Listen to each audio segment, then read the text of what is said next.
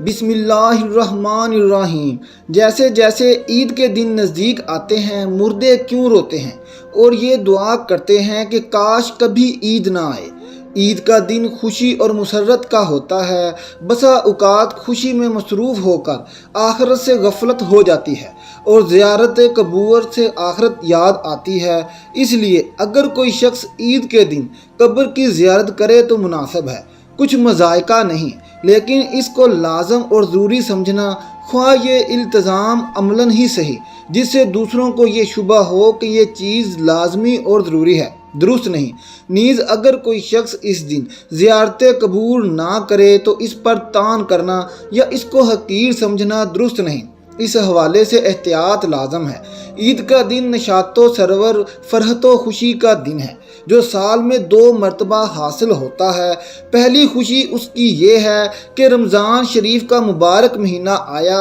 اس میں خدا تعالیٰ کی رحمتوں اور نعمتوں کی بارش ہوئی۔ تم نے جی لگا کر مہینہ بھر صبح سے شام تک اپنے آپ کو بھوکے پیاسے رکھا اور رات کو یاد الہی میں بسر کیا۔ اس کی خوشی میں رمضان المبارک کے ختم ہوتے ہی یکم شوال کا دن تمہارے لیے فرحت و خوشی کا دن مقرر کر دیا گیا اور اس دن کو عید الفطر کہتے ہیں۔ یہاں حدیث شریف میں آیا ہے کہ جب عید الفطر کا دن آتا ہے فرشتے رستوں میں کھڑے ہو جاتے ہیں اور آواز لگاتے ہیں، اے مسلمین کی جماعتوں، اپنے رب کریم کی طرف چلو، وہ تمہیں ایک اچھے کام کی توفیق دیتا ہے، پھر اس پر ثواب عظیم فرماتا ہے۔ تمہیں رمضان المبارک کی راتوں میں نماز پڑھنے کا حکم دیا اور تم نے نماز پڑھی، تمہیں دن میں روزہ رکھنے کا حکم دیا، تم نے روزہ رکھا، تم نے اپنے رب کے حکم کی اطاعت کی، اب اس کا انعام حاصل کرو۔ جب نماز عید ختم ہو جاتی ہے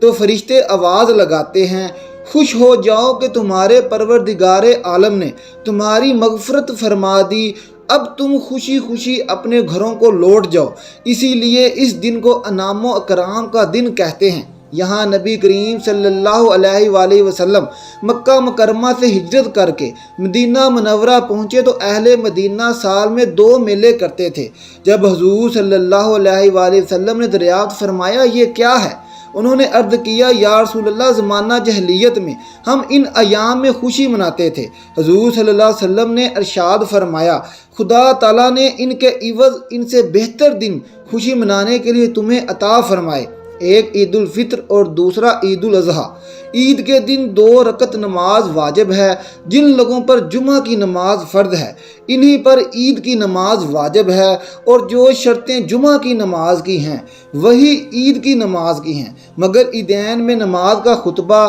نماز کے بعد پڑھا جاتا ہے اور خطبہ کا پڑھنا اور سننا سنن موقدہ ہے۔ عید کی نماز کے لیے اذان اور تکبیر نہیں، بلکہ آفتاب بلند ہونے کے بعد سب مسلمان ایک جگہ جمع ہوں۔ جب سب جمع ہو جائیں تو امام ان کو 2 رکعت نماز پڑھائے اور ہر ایک رکعت میں 3 زائد تکبیریں کہی جائیں۔ ان زائد تکبیروں کا کہنا امام اور مقتدی دونوں پر واجب ہے۔ اس کے بعد امام منبر پر کھڑے ہو کر خطبہ پڑھیں۔ اب بات یہ ہے کہ عید تمام جیتے جاگتے انسانوں کے لیے تو خوشی کا باعث ہے، لیکن مردے یہ کیوں چاہتے ہیں کہ کبھی بھی عید نہ آئے؟ ہم لوگ تو عید کی خوشی منا رہے ہوتے ہیں لیکن مردے عید آنے کا غم مناتے ہیں۔ کچھ مردے ایسے ہیں جو عید کے آنے پر بہت دکھ میں آ جاتے ہیں اور بہت مصیبت ان کے اوپر آنے والی ہوتی ہے، اور اس وجہ سے وہ لوگ بہت زیادہ پریشان ہوتے ہیں۔ جب ہم لوگ ادھر ادھر شاپنگ کر رہے ہوتے ہیں، گھوم رہے ہوتے ہیں،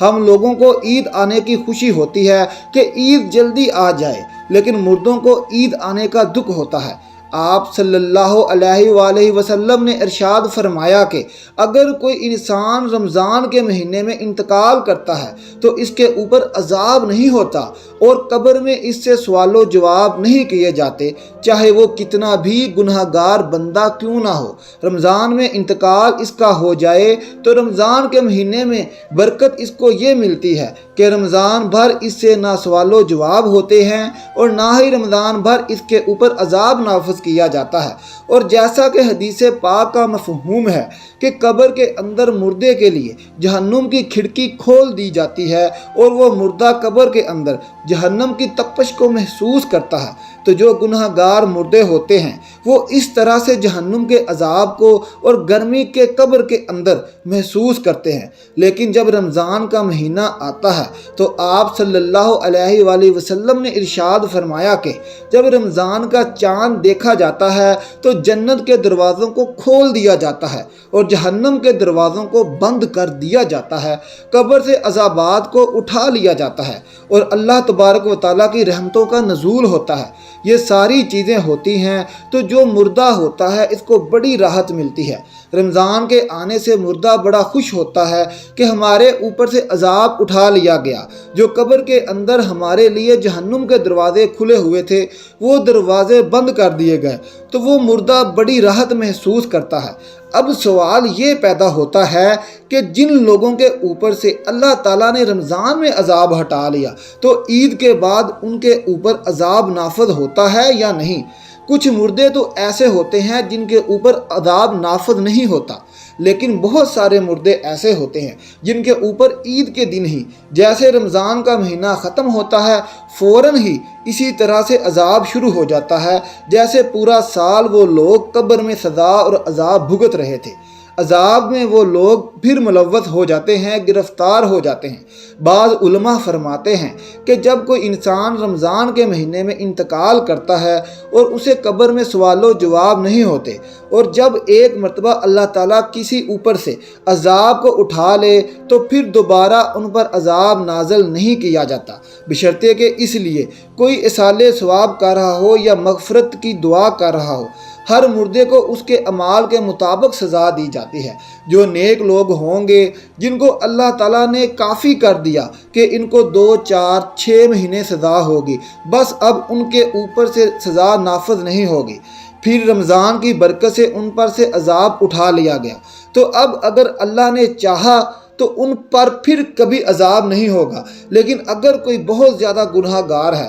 مثلاً کوئی ایسا بندہ ہے جس کا اسلام سے تعلق ہی نہیں ہے، جو اسلام کو جانتے ہوئے بھی اسلام کو مانتا نہیں تھا، کفر و شرک کا مرتکب ہوا، تو اگر اللہ نے چاہا تو اس پر رمضان کے بعد بھی عذاب جاری رہے گا، اور اللہ نے اسے معاف کر دیا تو پھر اسے کبھی عذاب نہیں ہوگا، رمضان کے بعد بھی نہیں، کیونکہ اللہ معاف کرنے والی ذات ہے، اس کی رحمت سے کبھی مایوس نہیں ہونا چاہیے۔ ناظرین، جب رمضان کا مہینہ ختم ہوتا ہے تو رمضان کی برکتیں بھی ختم ہو جاتی ہیں، شیطان کو قید سے رہا کر دیا جاتا ہے، مردوں پر سے رحم کا معاملہ ختم ہو جاتا ہے، جہنم کے دروازے جو بند تھے رمضان میں وہ رمضان کے جانے سے کھول دیے جاتے ہیں، جنت کے دروازوں کو اللہ تعالیٰ بند فرما دیتا ہے۔ ان سب باتوں کا مردوں کو علم ہوتا ہے کہ کب رمضان شروع ہو رہا ہے اور کب ختم ہو رہا ہے، تو رمضان کے جانے سے اہل قبوریہ یہ سوچتے ہیں